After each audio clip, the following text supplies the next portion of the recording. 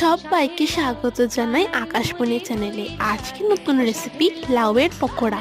লাউয়ের পকোড়া বানানোর জন্য আমরা প্রথমে নিচ্ছি একটা লাউ কুচিয়ে নিয়েছি, তারপর দিচ্ছি নারকেল কোড়ানো, চালের গুঁড়ো, পেঁয়াজ কুচি, লঙ্কা কুচি, দুটো ডিম, গোলমরিচের গুঁড়ো, জিরের গুঁড়ো, স্বাদ মতন লবণ দিয়ে ভালো করে মাখিয়ে আমরা 15 মিনিটের জন্য ঢাকা দিয়ে রাখছি। আমরা কিন্তু কোনো রকমের জল ইউজ করব না।